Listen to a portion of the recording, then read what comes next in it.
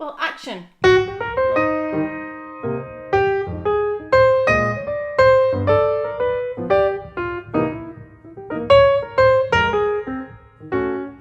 This sounds like the Von Tracks. Gosh, it does, doesn't it? Well, I'll raise you. I shall raise you there. And you're liking the Chiago needle for that as well, are you? I don't acknowledge the existence of any other needles.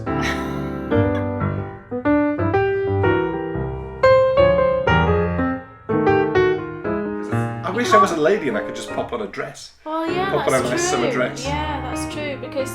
I think... What was that? That was my heel.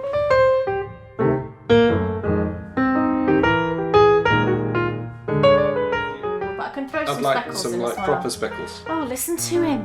He's not very demanding, is he? He's all right when you've got a yarn dyer next to you. He looks like one of... Yeah, I've said to him, I keep saying to him, you're like a youth, because his jeans are... She owned it up, sniffed it and went, yeah, fair dues. I wouldn't be making that It's one. the sweet...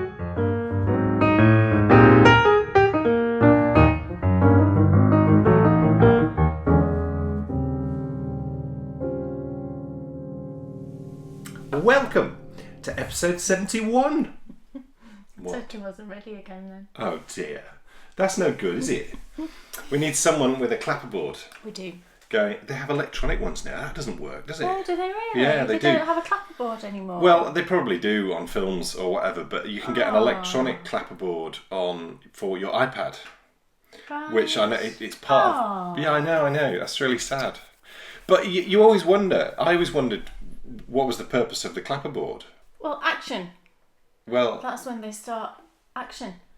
There's more to it than that. Maybe that's when I don't know. Maybe it's something to do with the editing. It is. It's all to do with the editing. It's the clapping, because we clap. Yes. Is it something to do with the editing? It is. Right. It helps you sync up the sound with the. But there you go. The most important part of it was when you're shooting a movie, you have often thousands and thousands of clips. And when you get to editing, you need to know at the start of the clip what you're looking at. Right. So it says on there, it tells you what it is. So as an editor, you know, right, okay, I can slot the whole movie into order just by looking at the clapperboard. So they don't do a clapper noise anymore? They don't even... Well, I don't know. I haven't downloaded the app because the app's actually quite expensive. I was quite tempted, but we don't really need a clapperboard. You don't really need a clapperboard. Although, on location filming, at times... That'd be quite fun, wouldn't it? It can be... Yeah, although it might be a bit ostentatious, wouldn't it? Anybody that's in the movie industry, can you tell us whether they still use a clapperboard? Proper clapperboards? That would be Or is great. it iPad clapperboards? Ooh, or maybe the iPad sad. thing is just a whole ruse. Maybe they don't use that at all. I think they must still use clapperboards. Well, it was a very expensive app. Right. So, I mean, it did make me think... I wish I could remember what it was called. Gosh, clapperboard dot something? No. That's a website. Clapper app. Oh, ooh. We're back. Anyway, we're back. And what a 2 weeks it's been. Knitability, thank you all so much for your reaction to that. It's been amazing. And, you know, we're already pushing on with issue 2. We are. And I think we can announce today that we're delighted to say in the next issue, we will be featuring Susan Claudino. Susan Claudino. We will also be getting to know Deb from Fondant Fibre. Yeah. We will be introducing tea reviews. Yeah.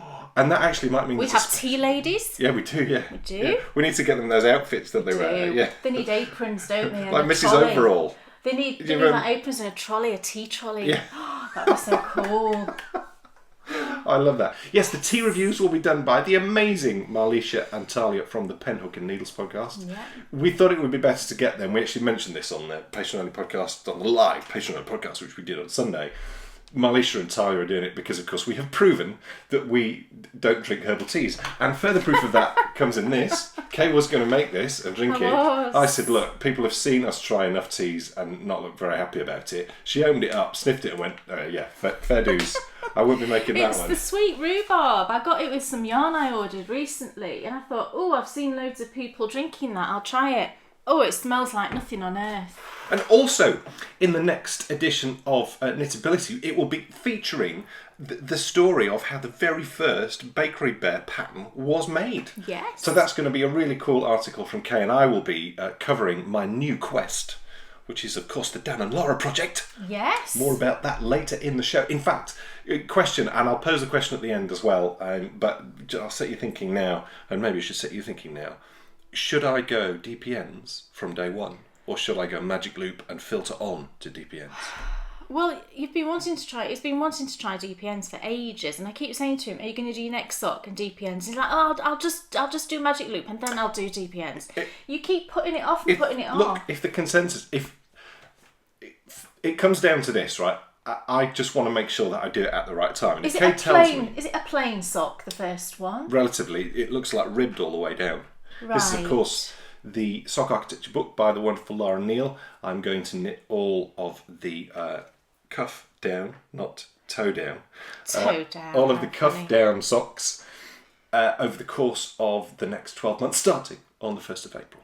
So it is like a ribbed all the way down. Oh, right, okay. Well, you take a look. I'll take a look. I'll have a look. See what you think. Yeah. But last episode, Yes. we had some sound issues. Oh. We did not. We did not have any sound issues. The episode played just fine. The powers that be at YouTube. For 4 days, it played just fine.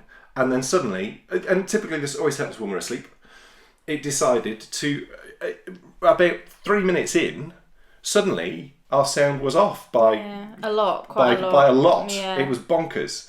And I traced it back to, I don't know if you've heard, but there's been an awful lot of issues going on with YouTube. And if you have advertising turned on your videos, which we don't, but if you have advertising turned on, there was some very interesting adverts appearing next to some very interesting videos, and it was all getting very awkward for YouTube. So they introduced a new algorithm, which means a way of filtering the video so they understand what's up and you know what to put next to it.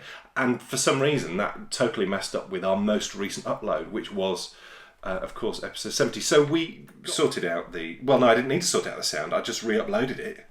And it was okay, wasn't it? And it's been fine. So, but the whole reason of me saying that is, if ever you are watching and you have any issues at all with YouTube, they're normally very good and very quick at sorting out problems. But if ever you have any problems at all with watching, you can access the podcast on Podbean and also on iTunes. And the address for how you access both of those streams is at the bottom of the show notes. My recovery. Going well. It is. Yeah. Yeah, I mean, I still can't. Kate's just laughing before we started. We need to start a clothing line that's trousers for men that have had abdominal surgery. Because I wish I was a lady and I could just pop on a dress. Well, yeah, pop on a nice summer dress. Yeah, that's true, because you know, when you fasten anything, really, I mean, you've had like sort of cargo trousers, which are softer. Which have actually been the worst. Tracksuit bottoms, which you said were the worst. Tracksuit bottoms, because the elastic rubs on the scar. Yes. And actually, you said jeans are one of the best. Yes, I think right? Yes, they are, and I think the reason why they're the best is because they hold their shape. Yeah. Normally, when you do them up, you can move around, and yes, you might look like a youth. But He does. He looks like one of. Yeah, I've said to him. I keep saying to him, "You look like a youth," because his jeans are like halfway down his rear end. But so then all I can wear at the moment is long t-shirts, because of course I don't want my trousers appearing below the line of my t-shirts. So I'm like trying to find all these long t-shirts so that they hang down lower. But I said to Kay, and I wonder if we should put up a photo. I said to Kay just yesterday, what I need is braces. How funny. And then Bryony came home and asked me a question. And maybe we should say about that, because that was quite funny. Yeah. But I found this picture, and here it is, of me wearing braces. Look at that. Maybe I should bring back that fashion. Do you also like that shirt I've got on? It's like a shiny thing, and then it's very strange shirt. Frightening. Very frightening. But I think quite dapper. Gosh, they were given this piece of homework, right? We're deep in SATs mode, aren't we? Yeah, she's got her SATs in a few weeks. It's stress. So what's the maths been like? Oh, maths. I really struggle helping her with maths homework. I have to walk away. Tell you? Where's Mummy? Yeah, but she came home yesterday. She had some English homework. She's very excited. She loves English, and what they had to do was they had to go and ask an adult in their house of a memory that they had when they were Bryony's age, or, you know, around that age. And then they had to recall that story in this format. They were given this sheet to plan it all out and everything. And it had to there had to be an incident. So it's, you know, recall a story from your childhood. And I just said to Dan, "No, you're going to have to think of something because my childhood was very dull." So he did, and he thought of this story. Well, he scared the living daylights out of Bryony with this story. And I'm like, that didn't really happen, did it? And he's like, yeah, that did really happen. I thought he'd made it up, you know, because it just...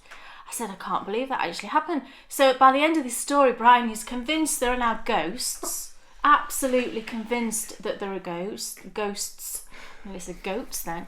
And, you know, and I said, look, Bryony, you know, it's just a story. You know, I'm sure that was just a person and not a ghost that Daddy saw. But she's convinced herself now there are ghosts anyway, so thank you very much. It's a pleasure. The Wonders of the World, Cal. Yes. Arrives tomorrow. Tomorrow. Oh my goodness. Yes. Kay, I think it's time that we tell everyone we've been waiting. I know. 3 whole months. Gosh, it's exciting, isn't it? So yes, it's our turn to host the Wonders of the World knit along for April. We're doing the month of April, so it will run from 1st of April, which, like we said, is tomorrow, Saturday the 1st of April, through to the 31st. No, 30 days Saturday. 30th through to the 30th of April. And our theme is going to be afternoon tea. Ooh. How exciting.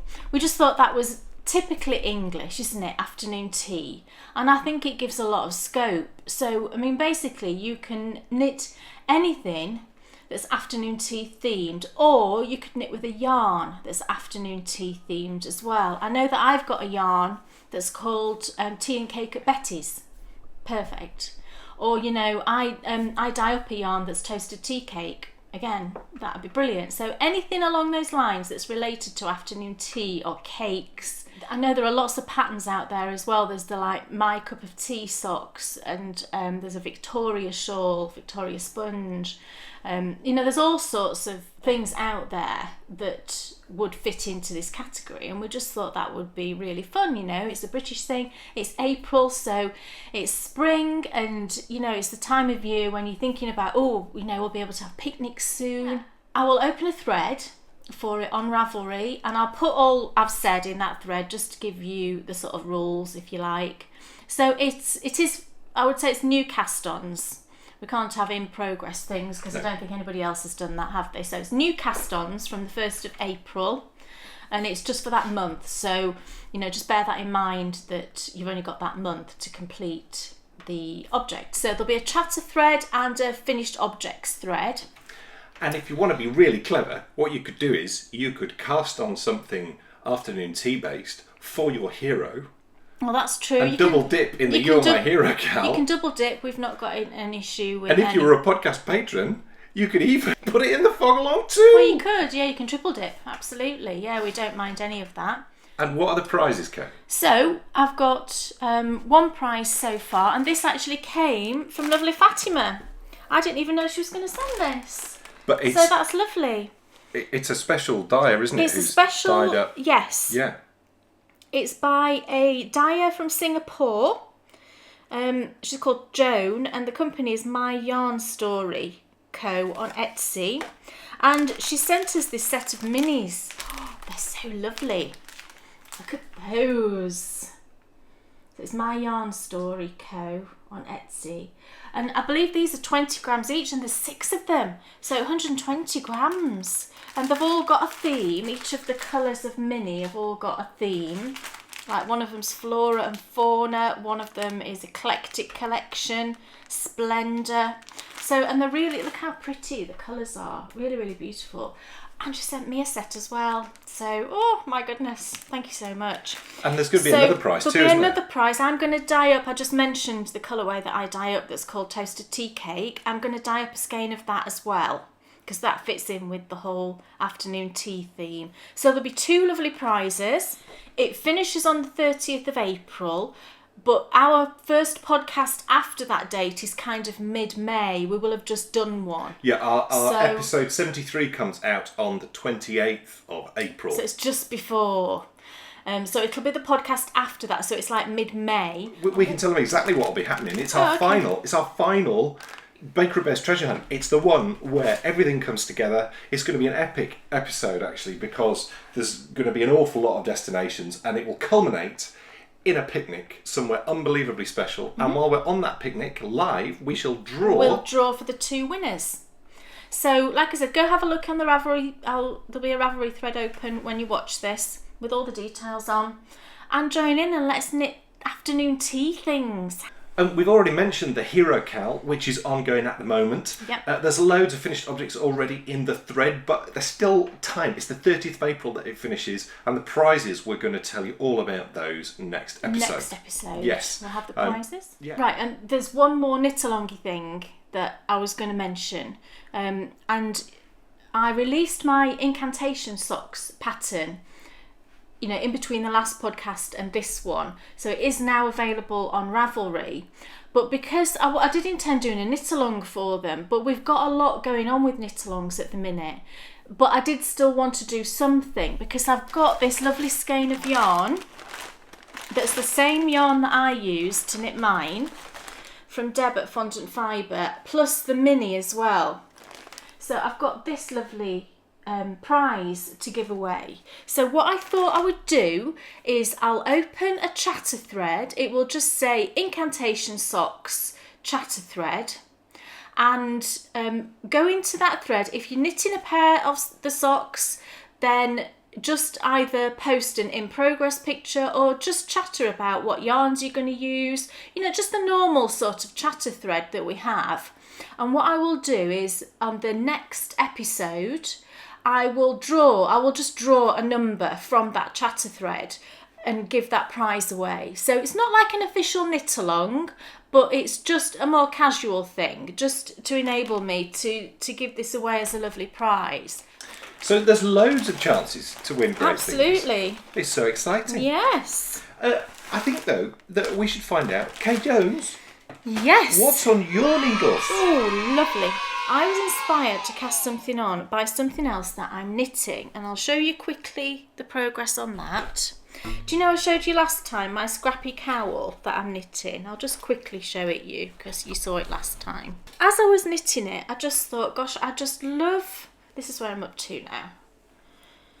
Isn't it pretty? Look how much I've done. Ooh. So I think I was sort of down here last time, so I've done all of this. And as I was knitting it, I just loved having this small project, just going round and round, changing yarns, and I was just really, really enjoying it. And at the same time, I got some minis in the latest Hedgerow Yarns update, and I thought, gosh, I want to do something with these minis in an actual, a project with all of them, using all of them. And then I had that other idea, for this, I was knitting this cowl that I really loved. And then I suddenly thought, well, why don't I knit just a single loop cowl, but I wanted it so that it's nice and sort of close to your neck, so it's nice and sort of, it just gives you a nice bit of warmth around your neck in weather that's like now, spring weather, when it's not freezing but it's still a bit nippy. And I always feel that, I've said this to Dan the other day, that if my neck is covered, I kind of feel warm. With this being fingering weight, it's not too heavy. So I thought that's what I'm going to do. I'm just going to do this single loop cowl with all of these minis. And then I thought what I was going to do, because they were all, I'll show you the minis, this is 4 of them. They're just lovely and speckled. Can you see how lovely they are? I just thought they would look really nice all knit together, one after the other. So I've cast on with one of the yarns, and what I've started off with is a moss stitch. Or seed stitch, however you want to say it. It's the knit one, purl one, knit one. So this is how much I've done. Oh, isn't it lovely? I love moss stitch. Saying this to our patrons, I just absolutely love it. And some people were saying, oh, I can't be doing my knit one, purl one like that, but I don't mind it. It's each to their own with these things, isn't it? I don't mind at all, and I just love the texture that it gives you. And then what I'm going to do is, when I've run out of this mini, this is the one I'm knitting now, I will go on to another one and I'll do a different stitch pattern for that mini and then carry on that way. I think I've decided what I'm going to do for the sequence, and I've worked out just from the amount that I've knit here, I think each mini will give me about 3.5 inches. So it'll be round about 15, 18 inches, something like that. So that's a nice, it's quite a long cowl, but when you think of it squooshing down and being around your neck, I think that'll just be nice. And what I'm going to do with this, I've decided, is that it's a fairly simple pattern, but I'm going to write the pattern up and I'm going to put it into one of our Knitability issues. So all of our patrons who get the Knitability will get this pattern for free as part of that, and I thought that was just a nice way of using this pattern. So yeah. That'll probably be in Knitability issue 3, I would guess. I would have thought so. Yes. Yeah. But I'm really enjoying it. This has been kind of my bedtime knitting, this past week or so. And it's just lovely. And this yarn's really nice. If you ever get the chance to get some of it it's Jane at Hedgerow Yarns. It's really lovely. Her speckling is beautiful. This one's my favourite, with pinks and purples and greens. It's really pretty. She calls them skinny minis, which I think is very cute. Dan Jones, what's on your new balls? Look, I said, didn't I? I said last time, next time I see you, I'll have started doing cables. And I totally have. What's so interesting about cabling, I have established, and I don't know if it's the same all the time, and I suspect it probably is, Kay.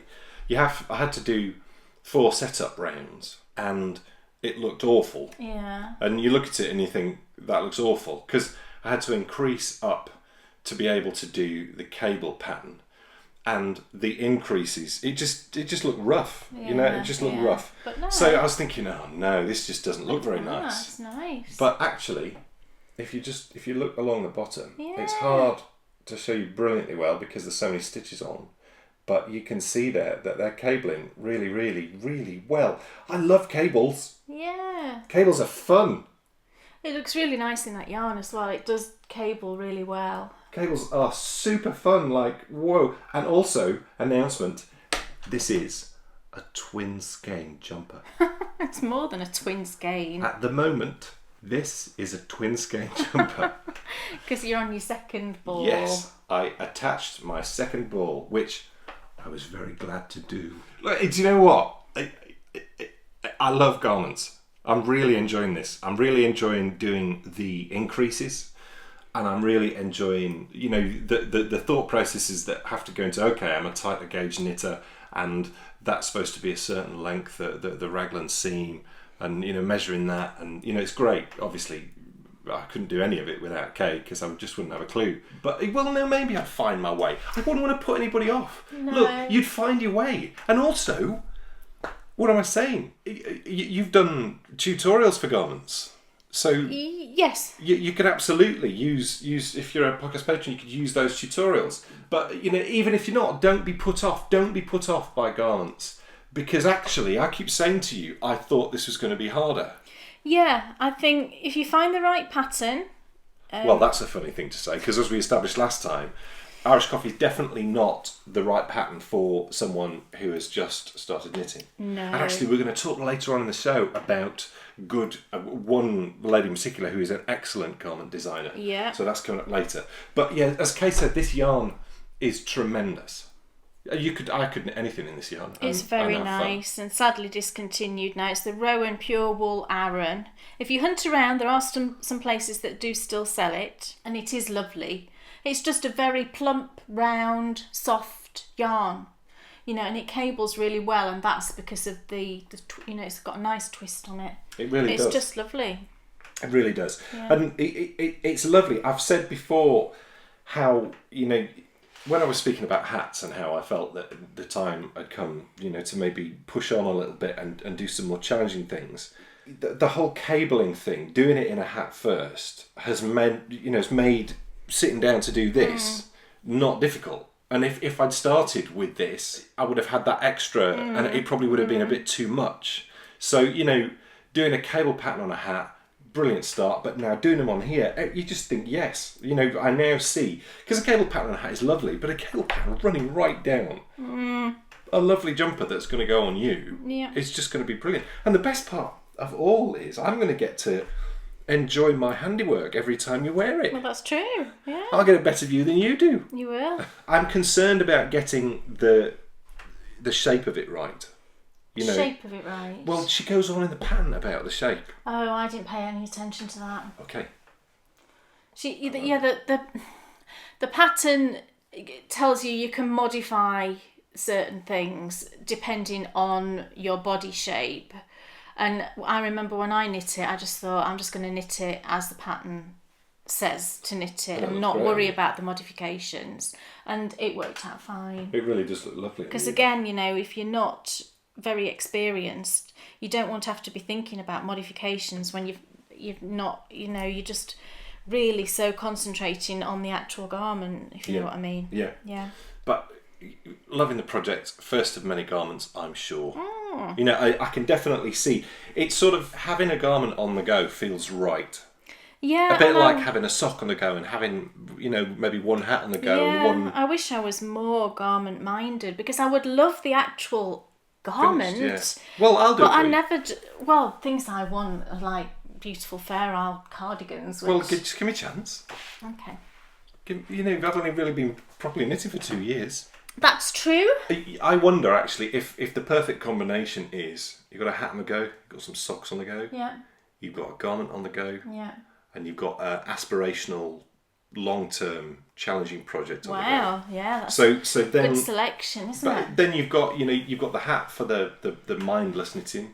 You've got the socks because you've got to have socks on the go. You've got to have socks on the go, haven't you? Really. What else? Brilliant. It's on your needles. Right, shall I do a sock, seeing as we were talking about socks? Okay. I did cast on a new sock. How exciting. And I stole one of your DPN covers, actually. Oh, and there's my little thing. I forgot to put that on. I'm knitting a sock out of my own hand-dyed yarn. I very rarely do this. You wanted to check it out, didn't you? Yeah, it was a new dyeing technique. I hadn't dyed like this before, so I just wanted to make sure that it knit up in the way that I was hoping it knit up. So I thought, well, I'll just cast on a lovely sock, and that's what I did. So I cast this on to check before I put any in the shop. I wanted to make sure it knit up as I wanted it to, and it did, and I love it.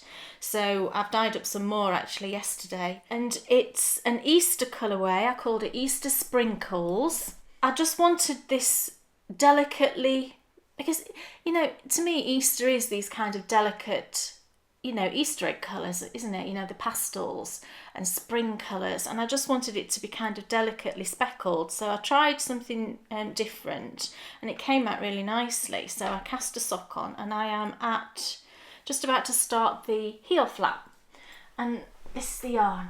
Oh, I just love how it came out.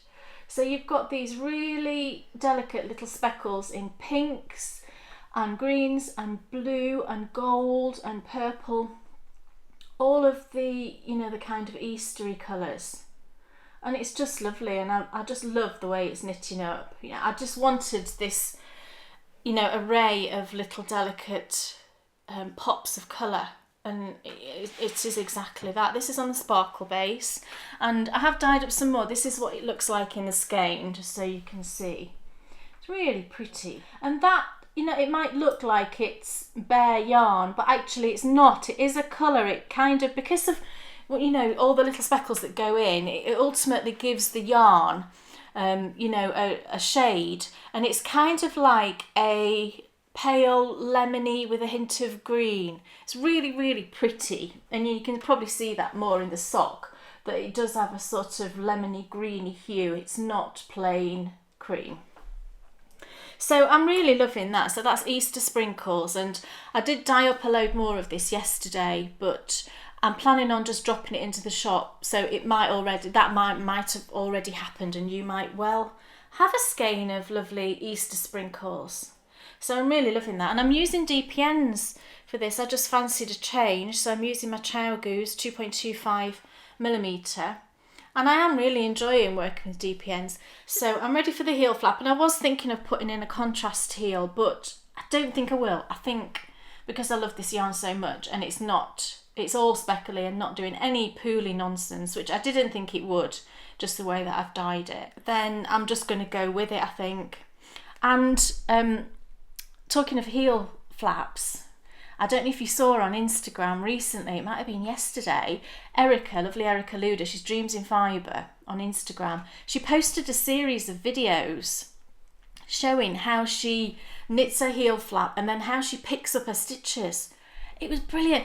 Erica, if you're watching, I've always wanted to ask you how you pick up those stitches, do you know, from a garter edge?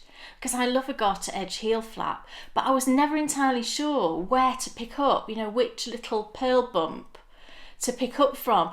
Well, there's a load of videos that she's done on Instagram, and you can see exactly where she picks up. So it's brilliant. Thank you for doing that, Erica. So I think I'm going to do Erica's heel, the Hermione's everyday heel for this, so that I can follow exactly what Erica did, and I'll have a sock just like she has. So that's very exciting. It's my. I didn't show this when I was talking about bags last time. It's another one of my favourite bags, and inside is probably my all-time favourite project. Yeah, it definitely is. Oh, that's nice. Here it is, and I didn't show it last time. I did show it the time before. I've done a tiny bit of work on it when I showed it last time. I've done loads. I've probably covered about that distance. A couple of inches then. It's a good couple of inches, which for me on double knitting is good going. It's great fun. It's really great fun. It's not remotely. Once you get your head fully into it and you understand what's going on, then it really isn't difficult. And I know other double knitters do say that, I think.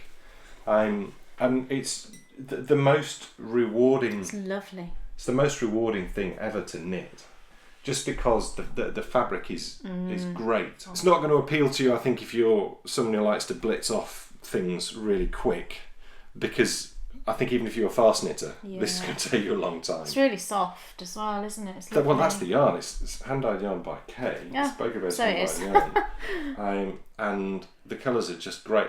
Do you know what? It's lovely. I really like colourways like that. Yeah. And in fact... Well, I was going to say, do you want that in socks? Yes, please. Oh, right. I'll do that for you this afternoon. I've got some sport weight yarn coming today. I've never dyed any sport weight, and I'm doing this for Dan. Do you know, for his sock architecture? Dan and Lara project. Yeah, his mammoth project. And I thought a sport weight would be good because I think all but one of the patterns has a 56 stitch sock. So I thought he could knit 56 stitches with a 3mm needle with sport weight yarn, and I'm sure that would fit me and Bryony. You know, it would be a good size. And 3mm, I think, is a good in-between size to ease him towards, you know, fingering weight. I can work up to that through the course of the year. Yeah. Which would be so brilliant. I've got some sport weight yarn coming today, and I'll dye you up Queen Mary's Rose then. With some sport weight. With some speckles. I don't want some speckles. Well, look, it is kind of speckly, but I can throw in some speckles as well. This is a variegated one, but I can throw some speckles in as well. Proper speckles. Oh, listen to him. He's not very demanding, is he? It's all right when you've got a yarn dyer next to you. Yes. I want this exactly. I do. So that I will do my best. And then you can wear this scarf with the socks. Well, that would be lovely. It will be lovely. Right. It would be. It will be. It's a fact. It's just really rewarding to sit down and knit on it, and it is largely because of the nature of what you're doing with the with the yarn, moving it back. I mean, some people would probably say that would really get on their nerves. Well, it's a bit like knit one, purl one. That's well, like that. You're doing that all the time, and it's a similar thing, isn't it? It is knit one, that purl is one. What it's like. That's exactly what you're doing. I might not mind it then, because I don't mind doing knit one, purl one. I get into like a nice little rhythm, you know, and I quite like it. I think what was that? That was my heel meeting the chair leg at some speed. The nature of it does become, like you've just said, hypnotic. Yes. Yeah. And what becomes even more hypnotic is, just imagine if that was appearing underneath, you know, the work that you were doing. It is lovely. I can't wait till it's finished, and we should take it to the maze at, is it Bolton Castle? Yes. And take photos there in Absolutely. the maze at Bolton Castle. Yeah. It's just the best. And show it to all the people that work there and say, look at this, they'll be amazed. Amazed. Amazed. And huge kudos has to go to Nathan. The The sock magician who designed this. And of course, he is our Meet the Designer in issue 1 of Knitability. Yeah. Just huge kudos has to go to him for this. And actually, I know what I'll knit when I finish this. What? I'll knit piano number 2. Right. Isn't that a fingering weight? Or... Yeah, but by then... Oh, by then. Thanks to Lara... Yeah, you'll be... I'll be ready to go with a fingering weight. Yeah. That is a plan. I love that idea. So, Queen Mary scarf, based on the lovely maze at Bolton Castle. And you're liking the Chiago needle for that as well, are you? I don't acknowledge the existence of any other needles. Can you hear him? He's so funny. Well, because you did start it on wooden needles, didn't you? We don't talk about that anymore. So that's it now. You're a Chiago. Yes. You see, you are turning into Nathan because that's all he knits. Is that true? Yeah. Oh no. I'll be growing Nathan. a massive beard next. Yes. No, oh I won't. no. No, I won't. Sorry, Nathan. That would come out very red and very thick. No beards in this house, I'm afraid. It wouldn't be very nice.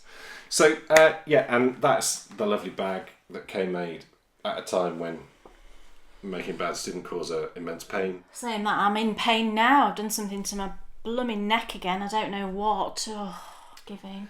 I do think that there has to be a link between that neck pain and the fact that you made a bag at the weekend. I did make a bag, and I'll show you right now. I did make myself a bag at the weekend, and then I had this neck pain. So it is probably connected. Oh, dearie me. But anyway, I've got a beautiful bag to show for it, so I'm kind of thinking it might be worth it at this stage. Just for the odd bag, obviously. So shall I show you my next thing then? Yeah. Yes, okay. So I was just checking. Didn't know if you'd finished. I didn't know if you'd finished. I have finished. So I made myself a bag that we were just talking about. Look, I've now appendaged it with this beautiful heart, but I'll just show you first of all. Look, it's Harry's tweed. Beautiful, beautiful fabric. I've been wanting to make myself a Harry's tweed bag for as long as I can remember. And I just suddenly thought, it was actually a few months ago when I bought this fabric. And then I daren't use it because it's expensive. Harry's tweed is expensive. Harry's what? Feed. Excellent. Yes. Yesterday, I called peas and beans. What did I call them? Peas and bees? No, we were talking, there was a question on a programme we were watching and it was about legumes. And I said it's like peas and beans, isn't it, a legume? And I said, are legumes all things that grow in pods? And I thought you said pots. I said, no, you don't have to grow peas in pots. Anyway, you can imagine the conversation. Bryony sits there laughing at us and she'll say to us, I'll say, what are you laughing at? She says, I just sit here listening to you two because you're so funny. It's really funny. But instead of saying peas and beans, you said bees and peens. And you didn't even realise you'd said it. No, so I was laughing. It was like, what are you laughing at? Oh, gosh. So, yeah, I made this beautiful bag. And when you buy Harry's tweed, I bought it from, you can only buy it from, I think actually from Harris. I mean, I found a few shops, but they were all on Harris in the Outer Hebrides, I believe it is. So you go to the top of Scotland, get on a boat and travel quite a distance to get to the Isle of Harris. Beautiful, beautiful. I'd love to go there. And it can only be woven on the Isle of Harris tweed. So you know that it's come from, it's little crofts and people weave the fabric in their own houses and then it gets sold. So it is expensive, but that's because of what it is really. It's a handmade product, but you can only buy it in a minimum of 1 metre. I've always wanted to do this. I'm going to buy it and then when I feel up to sewing, I'm going to sew it up. So I bought this beautiful tartan. It took me ages to decide which to buy because they're all lovely, but I wanted pink in there. So I got this one and then the pink bottom as well to match. That's also Harris tweed. And then this is a heart that I made ages ago actually for a tutorial. So I thought that's perfect. Oh. And then I also got, let me take the project out and I can show you the inside. I also completely splashed out on the lining fabric and I got some Liberty. Jules, I got some Liberty. Because I've never sewn or even... Well, I've touched it because it was on a project bag that Jules sent me, but I've never sewn with it. So I bought this lovely, beautiful Liberty fabric that kind of matches the colours. gorgeous. And I will use it forever and it will last forever, you know, because of what it's made of. So I thought, oh, I'm going to cast something on to put in there. And for a while I've been wanting to start a new shawl. Just couldn't decide what to knit. And then Dan said to me, I said, oh, I think I like to do an asymmetrical shawl because I like, when you've got a long asymmetrical shawl, what I like doing is putting the two pointed ends together, folding it over so it's sort of like a triangle, I suppose. And then putting it around your neck and putting the short end through the kind of loop and wearing it that way. And I really like wearing that shaped shawl that way. So Dan then says, well, why don't you just knit another Ollivander shawl? You know, my own design. I said, oh, actually, that's not a bad idea. Then I thought, oh, instead of just using two different yarns... You've just seen that one, actually, that yes. Penelope Dubois done, which she done slightly different to what you're doing. She's done it slightly different. Penny Dubois recently knit... She's Penny Dub, I believe, on Instagram. She recently knit a Ollivander shawl, but she used the find the fade method because, like me, I don't think she really cared for the find your fade shawl itself. But she liked the idea of the fading colours, so she knit an Ollivander using her method and it looked really lovely, and that kind of inspired me. So what I've done is slightly different. I'm using, this is the main colour, and if you remember, this is the yarn that I pulled from my Mystery March bag. So I'm using this as the main colour, the sort of background colour if you like in this case, and then I'm just using scraps for each of the stripes. So this is where I'm up to. If I hold it like this, you can see each of the little stripes is a different scrap. So right from the very start here, where it was just like one little row, and then going through the stripes. It uses the Fibonacci sequence, this shawl, because I thought that was quite magical and went with the Ollivander theme. And then I'm up to this one. So the purple yarn that I'm using is... Did I have the ball band? No, I haven't. Oh, isn't that's that interesting? Unbelievable. I wonder, should we see if I have my ball band? Do you know, the reason why I haven't got the ball do. band is because it was in one bag and I transferred it into this one. I know exactly where the ball band is. It's in another bag upstairs. Is it in the bottom of your handbag? Oh, that's really annoying because I can't remember off the top of my head now what this particular yarn was, and that'll drive me doolally. But I did show it on... This is the yarn. Oh, thank you, Dan. That's very No. Thank you for finding the ball band. I know where the ball band is, so it will have been up on the bottom of the screen what the yarn is. It's a beautiful... You all know. I know the she's got no idea. I know the colourway is plum. I know that. Oh, well, that was hard, wasn't it? I think even I could have guessed that. It's really lovely tonal plum colour. It's beautiful. So I just went through my, stash of scraps and just chose some that I wanted to put in there. And I wanted kind of really poppy colours because this purple is such a nice foil, if you know what I mean, for like these poppy colours. So this one is Vintage Fairy Lights from Deb, Fondant Fibre. This one was a Skein Queen. I have to say Skein because it rhymes with Queen, even though I would say Skein. This one was a little mini from my friend Sarah that I'm sure is Skein Queen. And then this blue that I'm just putting in is actually Hedgehog Fibres. Now, I've spoken about this skein that I've had a while ago. This is the Monet colourway. And as you can see, I've not got a huge amount left because I've been putting it into various Scrappy projects and giving it to people as minis. It's their sock yarn. Now, this is the issue I have with this yarn. It's their standard sock yarn, which is a 90... superwash merino, 90% superwash merino, 10% nylon, 400 metres. And I did cast on some socks with it, but I just didn't particularly like the yarn for socks. But the colours are beautiful. I'll be honest, the colours are beautiful and I'm enjoying putting it into the shawl. I think they look lovely. I think those colours are looking really lovely. I just wish they wouldn't call it sock yarn. Now, I know that people will be shouting at the screen saying to me that refers to the weight of yarn and not the purpose of the yarn. And that's a fair point. But my point would be, well, if you were not aware... I am a knitter. and I've been knitting 2 years, we've established. If I saw that in the shop, I'd pick it up and I'd go home and knit socks with it. You would think it would be good for socks. It's called sock yarn. Now, this is obviously just my opinion, and I know lots of people do knit socks in this yarn, but I just didn't like it for socks. It feels cottony. I think it feels cottony. It's not got a lot of bounce. It feels a little bit over processed. It is just my opinion. And having only 10% nylon when the rest is merino, I think, to me, obviously I've never knit socks, so I can't comment. I don't know that it would wear particularly well with only 10% nylon. And I know lots of people have knit socks in this and really like it, and that's brilliant. I'm just not comfortable knitting socks with it. But the colours are beautiful. And actually, I knit recently into my Scrappy cowl, a little mini, and I asked, it was Amy that sent it to me, and I asked what the colour, what yarn it was, because it was lovely, and she said it's hedgehog fibres, and I was like, I can't believe it. But she said it was their previous sock base. They changed it to this one, and the one I knit in was their previous one, and it was lovely. It was soft and it was plump and really, really nice.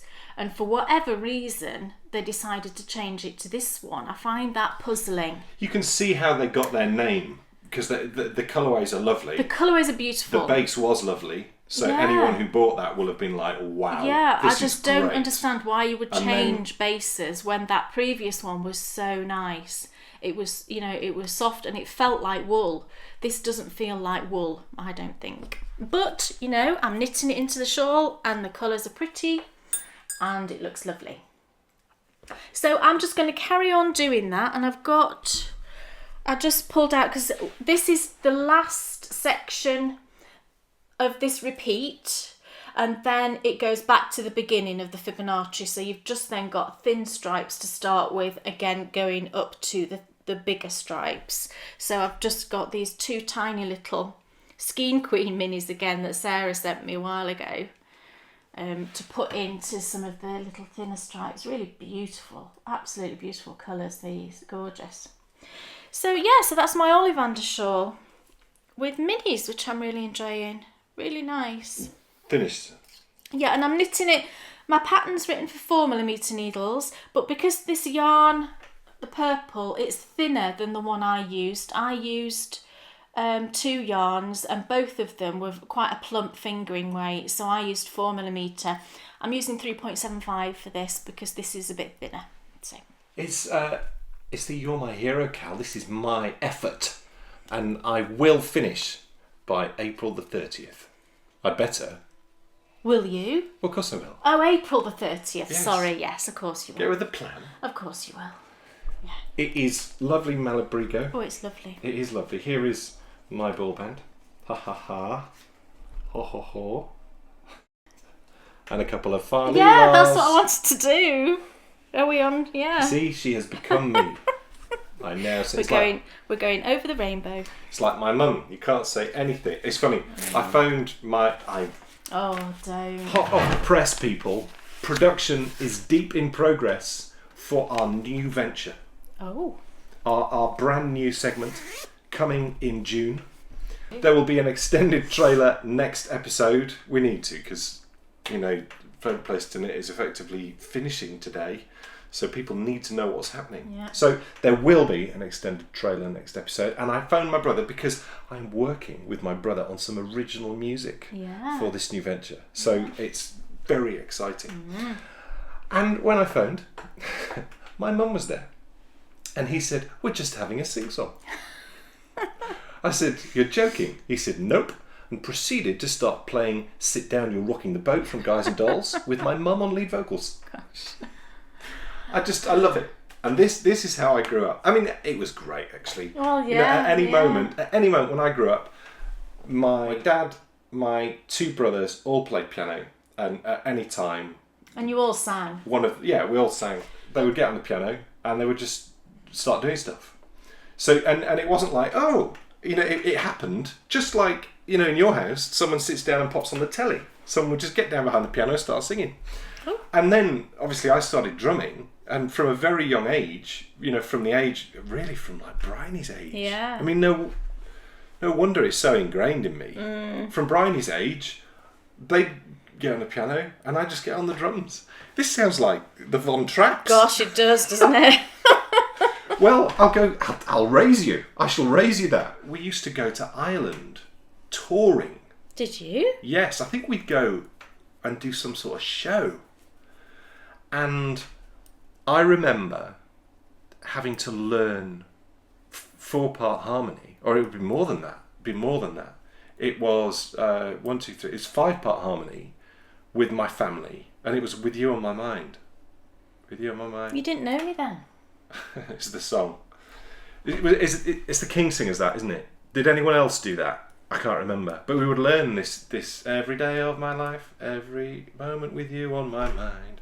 I think of you all the time. And I remember being sat on a beach on the west coast of Ireland, learning that song, and then going and singing it in a room full of Irish people, all getting very excited. I was going to say they love it. They love a sing-song, the Irish. They do. How did I get onto all that? I don't know. Talk about pivot. What show was that? It's Dan's favourite episode. It's a close one though with the routine. The routine's got to be. I want to learn that one. Yeah. Me and Bryony need to learn that. Yeah. But that Friends episode where he's moving the sofa. Yeah, it's really funny. It's just hilarious. It's the Bankhead, and do you know what? I've never really pulled it apart and looked at it. Looks lovely. It's such a simple. All the best things are simple in nature, aren't they? And just by sticking that pearl bump in. Now she was trying to make it look like railway lines, wasn't she? I believe so. Up the side of a hill, because it was a mining town, and it totally does. But it looks so lovely, because when you're knitting it, you only ever see it. You only ever really see it like that. Yeah. So it just looks. It just looks like a tight... Because, I mean, really, look, it's gone. Yeah, you can barely see it when You've you're got to knitting pull it apart. Yeah, but it's when it's blocked and on your head that you really see it, isn't it? Yeah, you definitely do with my gauge. It's the perfect remedy, this. And, it washed away my knitting... Your knitting blues. I didn't have knitting blues, but as I've said before, that movement was so tricky, and it's it's frustrating. I have been getting you have been getting quite a lot of pain actually. It'll be a moment. Sometimes you'll get like a run right down all the muscles. It's so hard though, isn't it? So hard. The scar tissue, particularly because it starts up here, doesn't it? Yeah, the incision. right at the bottom of my rib cage, which is really... It's there. It starts there. Really painful. And it's just like an absolute rock around it, and I think that's got to be scar tissue underneath, hasn't it? Yeah. So it makes it really difficult to straighten up. Well, it's definitely getting better at straightening up. Yeah, because you were very hunched over when early on. This whole thing was just pulling you down. Yeah, because it just hurts so much to straighten up. But every so often I'll get like stabbing pains across the bottom. That's the most common. But then the other thing that I get is every so often it'll be like a cramp running down your muscles. It'll just run right down your stomach, and it takes your breath away. And it was things like that were stopping me before, because it was just so regular. Doing that was just impossible. Getting out though. And I've been pushing it a bit more with the walking these last few days, because I'm getting ready to run. We are days away from running again.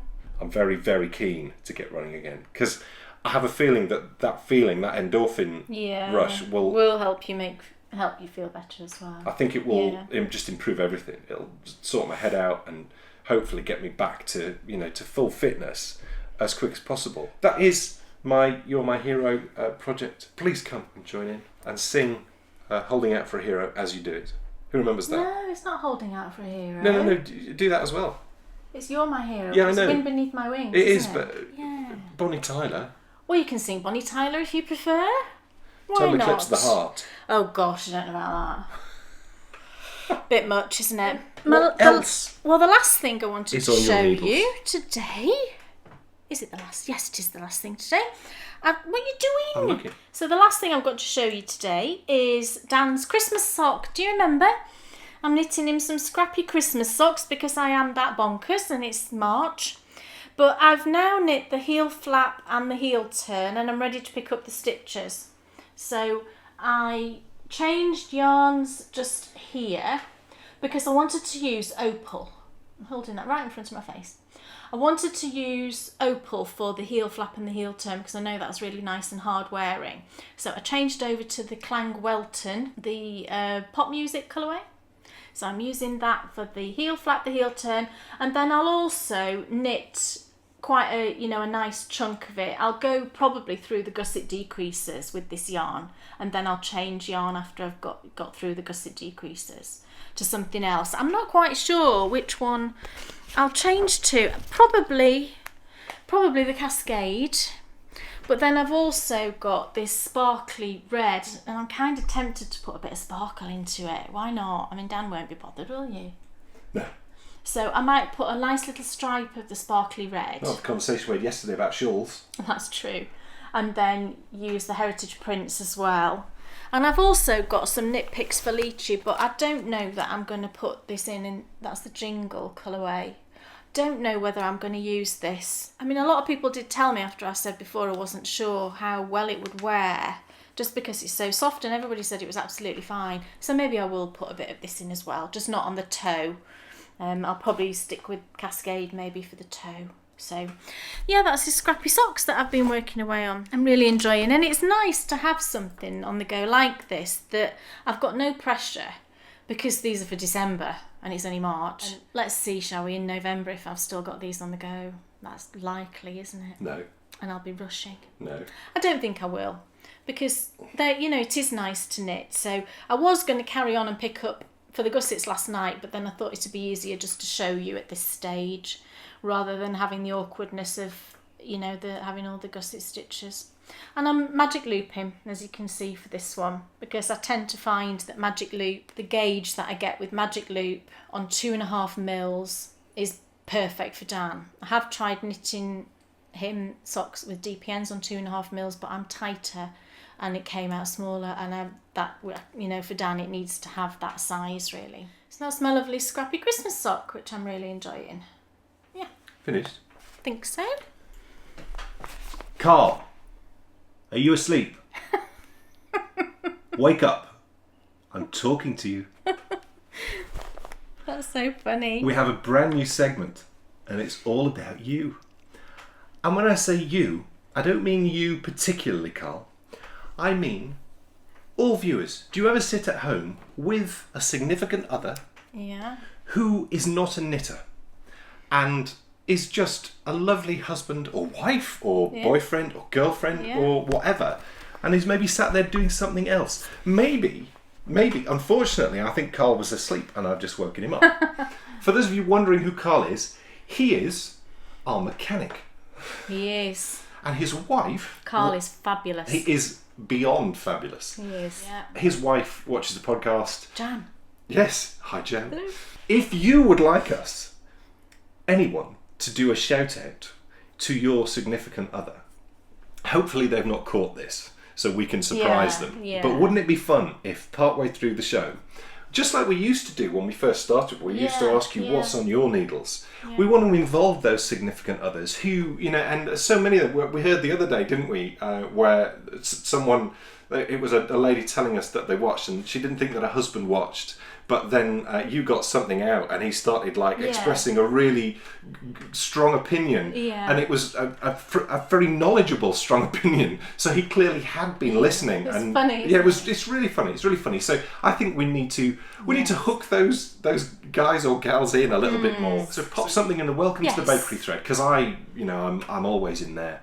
So stick something in the welcome to the bakery thread. Let us know who your significant other is, and maybe, just maybe, they'll be getting a shout out next time. But KAL, if I've woken you up, I'm desperately sorry. You can go back to sleep now. You now can go back to sleep. Poor KAL goes to sleep listening to our voices. He does. So our first hello to significant other. We'll need to think of a name for this segment. Actually, maybe you can help us come up with a name for this segment. But we would love, as I say, to talk directly to all those people out there who watch with you. That would be really great fun. Now it's time for us to find out what is our favourite place to knit. How exciting is this? After many episodes and many visits to places that we know and love, we have a leaderboard already, which we'll revisit at the end of this segment when we find out who the winner is. But currently at the top of the leaderboard we have Jervo Abbey. We do. And today it's very much, is someone going to pip Jervo Abbey at the post? So what is the final category that we're going to talk about? It is stately homes, and we need our pad to make notes as we go. As we've done in the last previous 2 episodes, we've each taken one of our favourite places to knit that we've taken you to, and we have championed that venue. The other person then scores, and at the end of that we get a score and we find out where they fit into the leaderboard. If there's a tie, then we either knock it up or we knock it down slightly. But today it's stately homes, and Kay, once again, I think you should go first. Am I going first? I think you should. What are you going to pick? What do you think I'm going to pick? And I need a notepad. My top stately home has to be Chatsworth.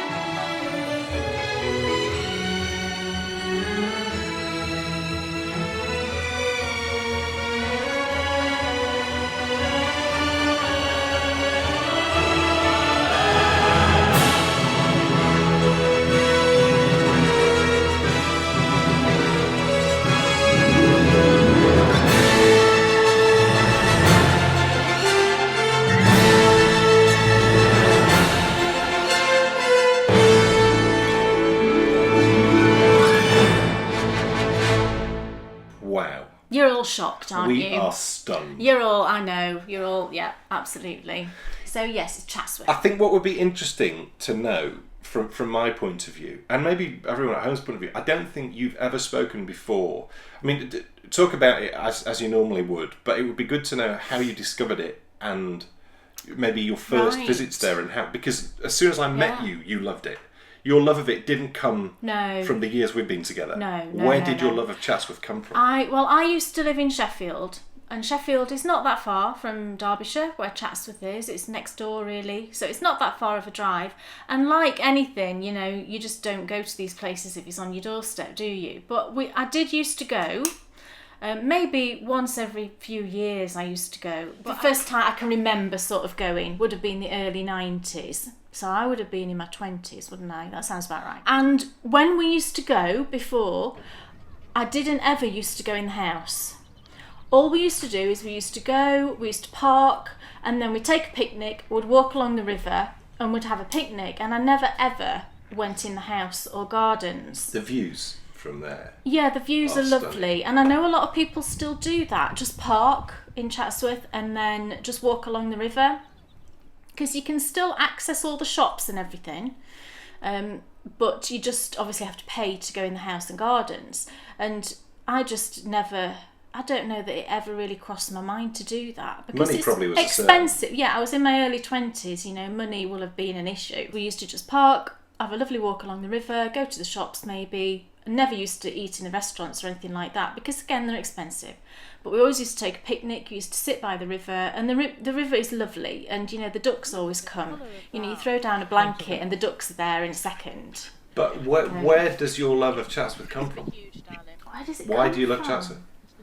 Gosh, I don't really know. I mean, I suppose it's not from those memories, you know, from going in the 90s, I don't think. Do you love the idea of Chatsworth? I think I do. I love the history, and I loved the, you know, the Dowager Duchess that passed away probably a couple of years ago now, isn't it? I loved her. She was just such a wonderful person, and it was her really that transformed Chatsworth from, you know, into what it is now, really. And I think her being in charge gave it a certain feel, and it's her son now that runs Chatsworth, the Duke, and I think it has a different feel to when I used to go years ago. Everybody wants to make their own mark, don't they? And you know, the present Duke has done that, and I just don't care for for some of the sort of modern aspects. He's very into his modern art, and you quite often see these sculptures in the garden which are just bizarre in my opinion and don't really fit into the landscape. All my opinion, again, you know, everybody's different, and I know a lot of people love them. So yeah, I mean, Knitability I think is excellent for knitting, and we have knit there several times. You know, we do go into the gardens now, we do go into the house. You obviously can't sit and knit in the house, but you knit in the gardens, and there are benches, various places, but we more often than not just take a blanket and throw a blanket down and sit and knit, and there's lots of places to do that. Interestability and picnicability. Well, picnicability I've kind of mentioned. I think it is very good for a picnic, and actually I would always recommend you take a picnic if you're going to Chatsworth, unless you want to spend a fortune, because it is expensive. I'm not going to lie to you. You know, the whole experience of going to Chatsworth is, you know, it's a dear do, as we would say, and especially if you're going to eat in the restaurants, which we have, I would say take a picnic, because you've always then got the option of having your picnic and then going and getting an ice cream for afters. There's lots of places to get lovely ice cream or some other kind of sweet thing. Or, you know, you can have your picnic for your lunch, and then if you're there for the rest of the afternoon, you could then grab a bite, you know, mid-afternoon if you wanted something else. If you've never been, then I would say the interestability is very high. There's lots of information. However, I mean, I would always say buy a guidebook, which again is more money. But there is lots of information in the guidebook. But there are guides in every single room, and they will tell you anything you want to know. And that obviously doesn't cost anything, just to ask questions. Very helpful, very friendly guides in the house, and very knowledgeable. So I have my scores, but we're not going to reveal what those scores are until the end. Oh. So I'm going to talk now about my favourite stately home. So my favourite one was one that we did, I think it might be Easter 2015. It can't have been last Easter. No, Easter 2015. And it is Haddon Hall.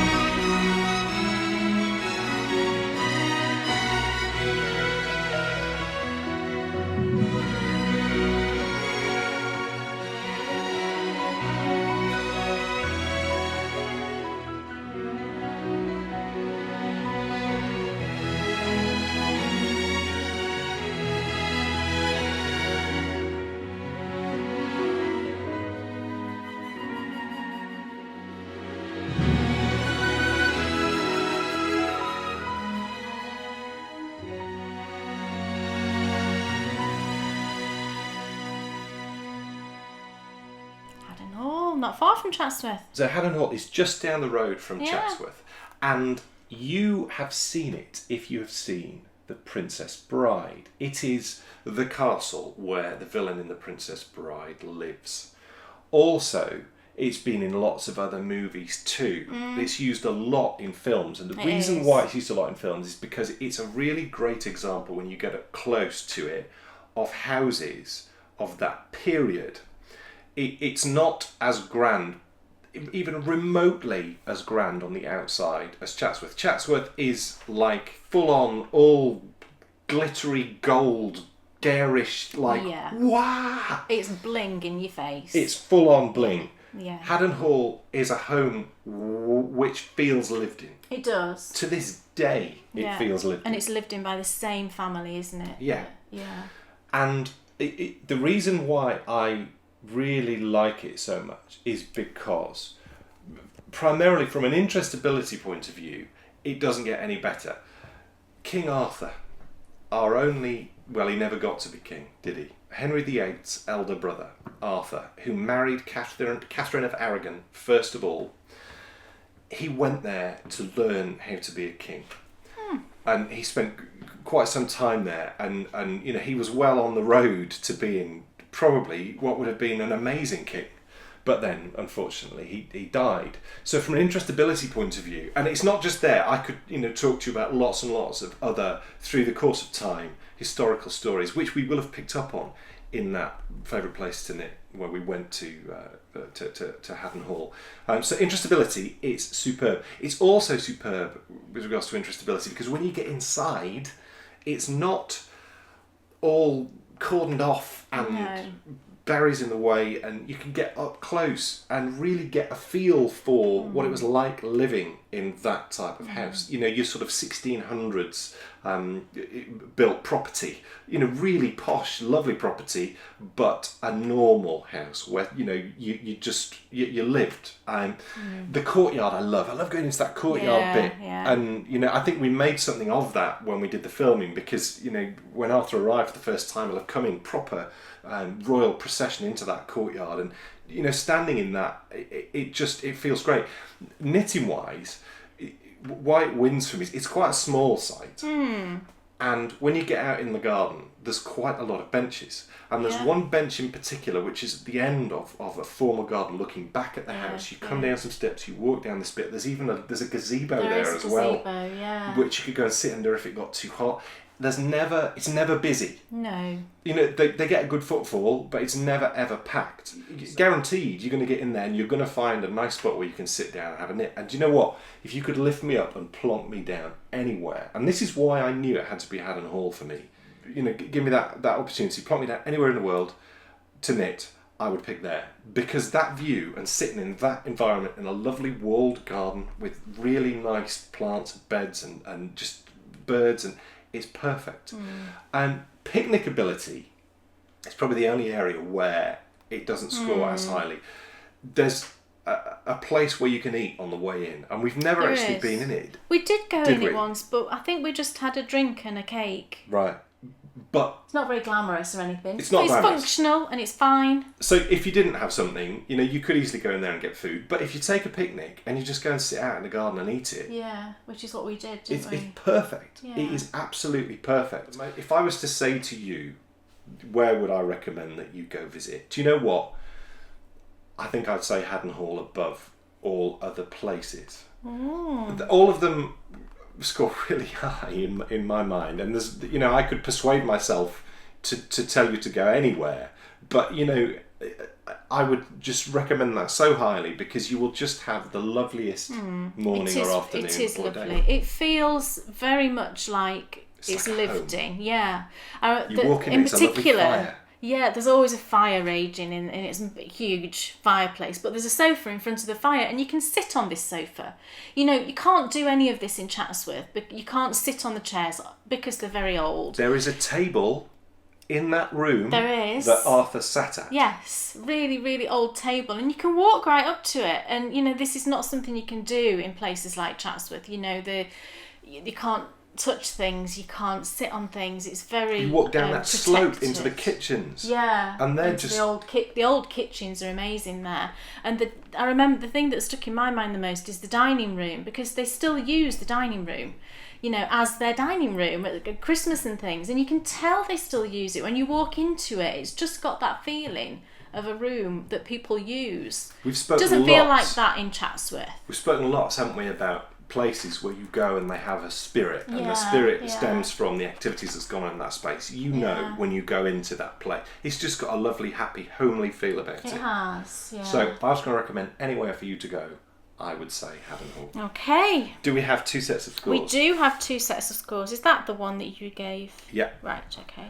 I think it's time for us to welcome a very, very special guest. A guest as... we needed someone perfect, cream of the crop, someone who I think, and we'll clarify this with her. I've already said that it's a lady. It's a lady. We'll clarify this with her in just a moment. But I think this is the first time you will have seen her face and heard her voice on a podcast. Yes, I believe so. Yes. So we'll clarify it in just a moment. But it's time for us to meet the most amazing. It's Gail! Here she is! Hi! I'm so happy to be here. I'm so excited. I've been looking forward to this. So are we. I'm more excited. No, I'm more excited. I think I'm the most excited. Now, I think some people might be recognising Gail's voice. Yes. But Do you recognise my voice? I do. Yep. Do you want to let people know who Gail is? I will let people know. For those of you who are recognising Gail's voice, but not necessarily recognising her face, Gail is one half of the Yarniacs audio podcast. So yeah, I've spoken about the Yarniacs lots and lots and lots and lots of times. I absolutely adore the podcast. If you don't listen to Thank you. I'm blushing. If you don't, if you haven't watched the Yarniacs, then please go and have a listen, because they are absolutely fabulous. Thank you. And me too. And what's so exciting about this is, Gail, I'm right in thinking, aren't I, that this is the first time your face has ever actually been seen on a knitting podcast. It's true. And I'm sad Charlene isn't here with me, because she's of course the other half of the Yarniacs. So she would have been here if it wasn't for, like things like getting kids to school and... First of all, for everybody that doesn't know, I know where you are, but for people who don't know where you are, can you just tell us where you are in the world? I am in Santa Cruz, California, which is on the west coast of the United States, and I'm extremely spoiled because it is a beautiful place to live. We have mountains about 5 minutes up the hill from where I live, and we have the ocean about 5 minutes down the hill from where I live, and lots of local wildlife, and we have the hippie association with Santa Cruz, the stereotype, which isn't true anymore, but it's definitely a very wonderful place to live. I'm very, very lucky. What I love about America is that there's always a film location close by. Yes, oftentimes there is, yes. Is there with you? We haven't had one in a few years. I don't remember the name of the film now, but it was about Jay Moriarty, who was a famous big wave surfer. Oh, wait. And I don't even remember the name of the actor who played him. He's a famous actor, but they literally filmed right down the hill on West Cliff Drive in Santa Cruz. Wow. And Charlene and I have recorded there several times, watching the wildlife go by. And we all know that you're a podcaster now. So how did you become a podcaster? How did that all start? That's a good question. We get that one a lot, actually. And Charlene and I, if you ever were to see us in public, we talk to each other exactly the same way as we do on the podcast. Yeah. And it was just a natural extension of the conversations we have with each other every time we see each other. And text now that there's text, there wasn't when we started our knitting chats. And we talked about it for a long time and just decided, okay, let's do it. And once we decided to do it, we did it within like a week and a half period. There was like a year of talking, and then boom, we did it. So when did you start knitting? I started knitting. I started with cross stitch when I was a teenager. Me too. Yeah, and that absorbed most of my crafting time until I was probably late 20s, early 30s. So this is going to date me. And then I probably started knitting early 30s. So 15, 16, 17 years. And what inspired you to start knitting? Kids. Having kids. So many people say that, yeah. And I was exactly the same, yeah. And now I have a closet full of sweaters of my own because my kids won't wear my hand knits. Oh. So you're lucky Bryony does. Bryony still will, yeah. She wore that hat every single day that I made her at Christmas. So how did you and Charlene meet? We met originally at one of our Parks and Recreations event. They have classes throughout the year, and there was a gymnastics class for toddlers, and our older kids were in the class together. So she and I were, the mothers herding the 18-month-old babies on the sidelines while our bigger kids were doing gymnastics. I think we probably chatted once or twice during the gymnastics class, but mostly it was in the gym after. She and I were members of the same gym. And I was a spin instructor, and she used to come to my class 3 times a week. She was there all the time. And that evolved into, it was a 6:30 a.m. class, 2 days a week. And we had regulars. We had everybody. It was like the TV show Cheers, where everybody chats. It was the same thing. It was great. And so everybody in that class, we all became friends, and we did things outside of the gym together. And it was just an extension of that. We just hit it off, and then that's about the time I started knitting more. So she was there to ask questions, and I chase her around the gym asking questions about knitting. I feel bad about it now. Now, you just said that you were a spin instructor. What is that? Yes, I hear you talking about that all the time, and I want to shout at you. What is that? I have no idea. I'm laughing because one of our preschool teachers, this was years ago, she actually asked me, is that when you stand in a room and spin around in circles? Well, Gail, No, it's not. Gail, That's what Gail, I see as well. until you tell us something different, we're just imagining like a whirling dervish spinning around and around. And it has nothing to do with fiber either. A lot of people think I'm a spin fiber instructor. No, stationary cycling. So imagine a room filled with stationary bicycles. So kind of gross. There's a lot of sweat and stuff. But I have certain playlists and we pedal to the beat of the music. And sometimes it's harder and sometimes it's easier. And it's an hour-long class and it's great. Oh. God, so I get paid to exercise. I never would have thought that. And answer me this question, Gail, because this is another thing that I have no clue about. What are yoga pants? Oh, you don't know what yoga pants are? What are yoga pants? Oh my goodness. Yoga pants are basically leggings. Right. Leggings would probably be thinner than yoga pants. So yoga pants are thicker fabric so that you can't see through them. And oftentimes yoga pants will have a fold over top. So the waistline folds over. I would say that oftentimes yoga pants also have a wider bottom at the leg as opposed to a fitted leg. Right, okay. So, but they're lycra spandex, very, very comfortable. Yeah. Every time you say it, you say, oh, I've got yoga pants on today. And I'm like, what are yoga pants, Gail? As we've established, you live in a very hot part of America. Yep. So what do you like to knit? We might have a heat wave where we get into the 90s, very short periods of the year, versus other parts of our country get really hot.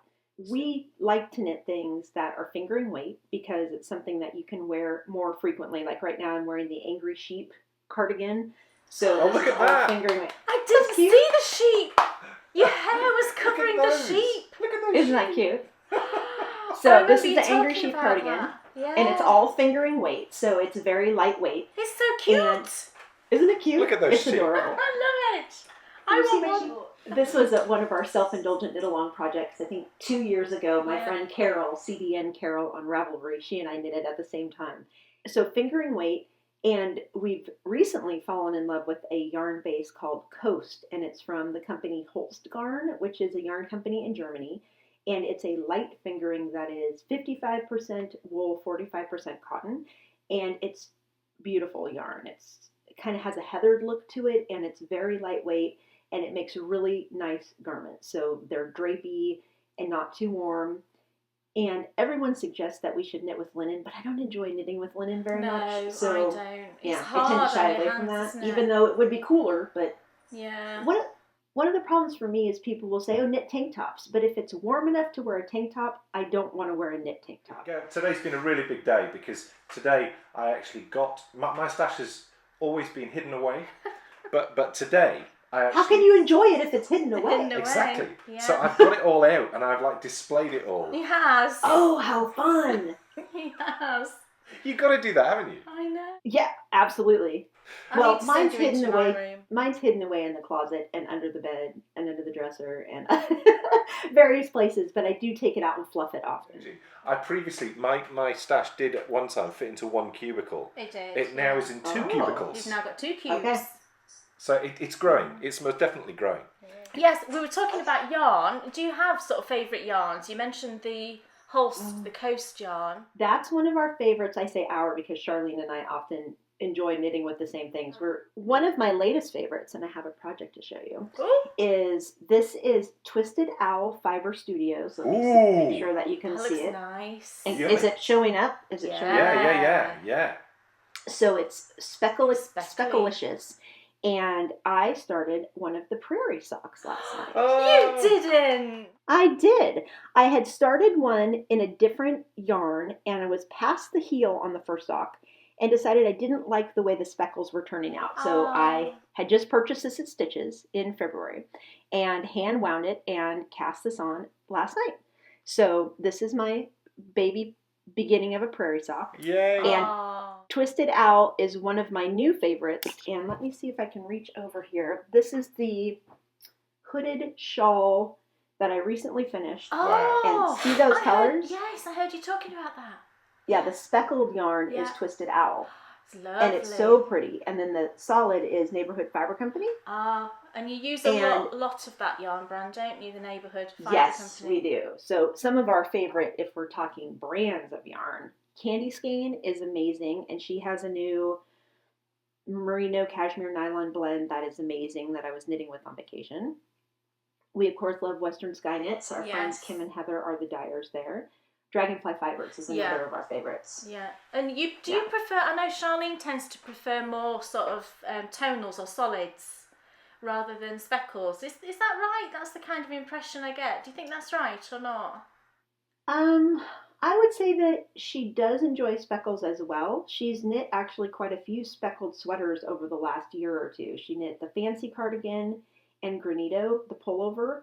Both were with speckled yarns, and they're so, so pretty. She's so meticulous about her choices in yarn. I'm more spontaneous and just impulsive, where, oh, that's pretty, I'm going to cast it on right now. She thinks very thoroughly about how it will fit into her wardrobe, what it will match, how it will look on her, and she chooses accordingly, and thus every single thing she knits is amazing.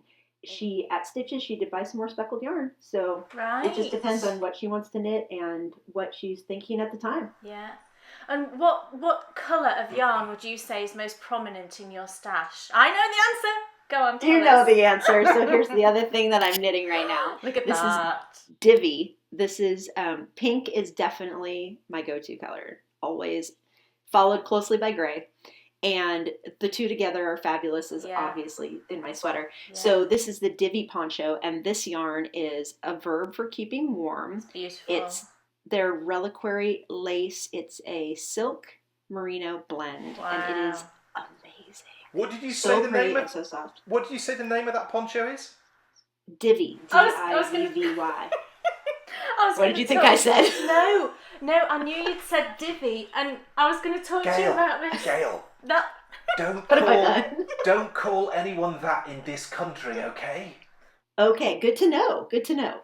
It's a funny you can tell word. me off. You can tell me off mic. Yeah, it's a funny word in this country. And when I heard you talking about it, I was laughing walking down the street actually, because she kept saying Divi shawl, and I was just like, oh no. Oh no. I have found a new pattern that I love. I have to knit this shawl. You do. I have. Okay, I want the story later. I'm going to knit myself a Divi. Gail, one of the most exciting moments of my life, was the day that you joined the fog run. Yeah. Oh, I have to catch up. I don't have all my entries up to date. There were several I did before Hawaii, so I have like 20 miles left to add. Wow. Now, of course, everyone at home, you'll know that we're in the process of knitting around the world and also running around the world. And Gail joined the running team. Now, you run real long distances, don't you? Well, that's relative. I mean, compared to some people, I run long distances, and compared to some, I just do short runs. We cover about not quite 6 miles in our hour run because we run in the mountains. It's a trail run. And it's just beautiful, and there are lots of roots and rocks and mud puddles, and it takes a while to cover 6 miles in that terrain, we'll say. Gail, I want to come running with you. Yeah, that's your Oh, you would love it. I've thought about you when I've been running. I thought, oh my gosh, Dan would love this. And Kay, you would love the walk, and Brian, I was going to say, I would walk. It's beautiful. Absolutely beautiful. One day, Gail, we're going to have to go for a run together in your mountains. Oh. Now, Gail is, of course, here to do something really special.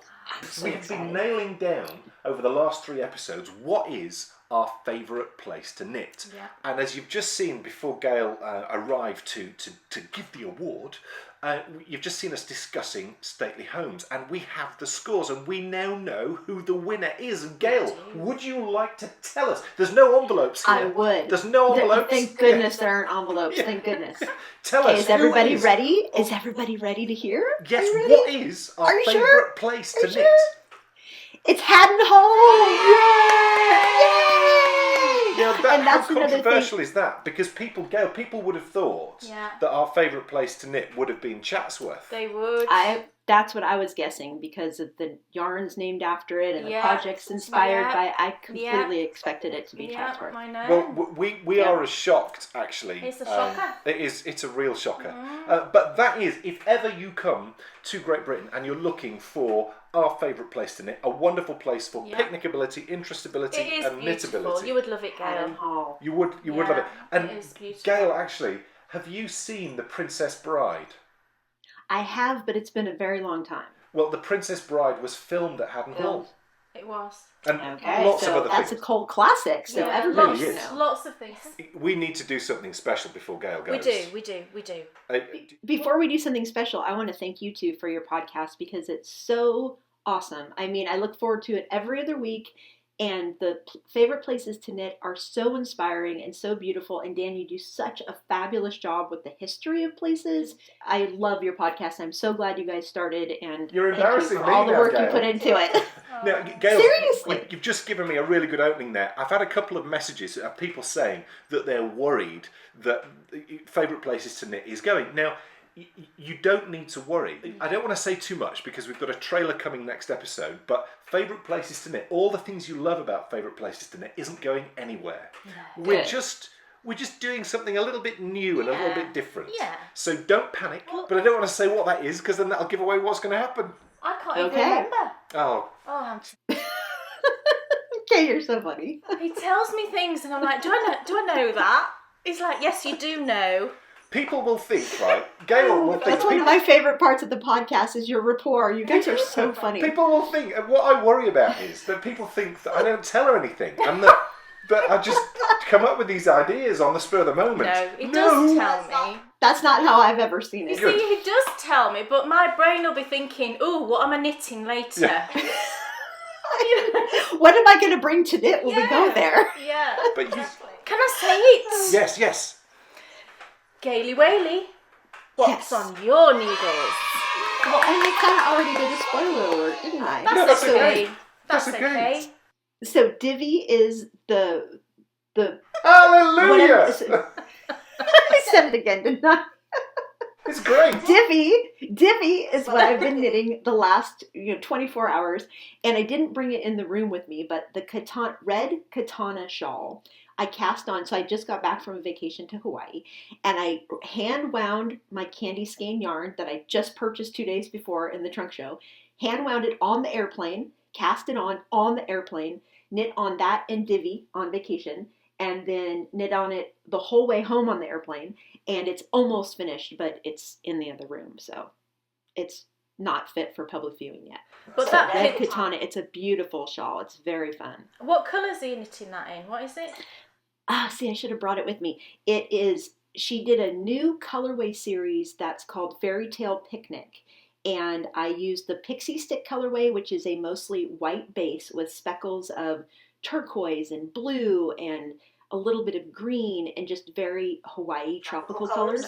And then the other color is called Robin's Egg Malt Ball, and it's the color of a robin's egg almost with little teeny tiny specks of darker blue. So they're just very Hawaii inspired colors, and it was the perfect combination. And standing there in the yarn store holding the yarn, I picked them both up and was holding them together, and Charlene said, "Oh, stripes," and it was meant to be. There's just one final thing before we let you go that we have to establish. Okay. When I first saw your Instagram name, I thought that your surname was Whaley. Common misconception. Not true. How great. I love your Instagram name. It's the best. Has that been like a nickname of yours? There's a story. Has it been a nickname of yours for years? The actual nickname is Gaily Whaley Snaily Paley, which was given to me by my uncle. He was an amazing man who died about 18 years ago. And he inspired all sorts of laughter and joy. And Gaily Whaley was the shortening of Gaily Whaley Snaily Paley. So that's in honor of my Uncle Dan. Thank you so much. Thank you, guys. Thank you for having me. I'm so honored and flattered. And this was so much fun. It's like, I'm obviously can't physically touch you, even though it feels like I should be able to. I wish. And someday, you know how you have the list of people from Ravelry and social media who you know someday you're going to meet in real life? Someday I will get to meet you guys in real life. And we will run. Yeah, and we will run together. Absolutely. And then we'll knit. Yes. And I'll bake, absolutely. It's the I'll yin and bake the a yang. cake. Oh, yum. I would love to eat some of your baked goods, Kay. It would make me very happy. So, folks, we said that we would have a very special guest to award our favourite place to knit, and it couldn't really have been any better. So thank you so much, Gail. And we'll be listening to you soon. We will. Bye. And I'll be watching you soon. Yeah. Thank you. Wow. Oh my goodness. Kay's just met her all-time favourite. I love Gaily Whaley. Oh my goodness. And she's like, it's like the female version of me. She is.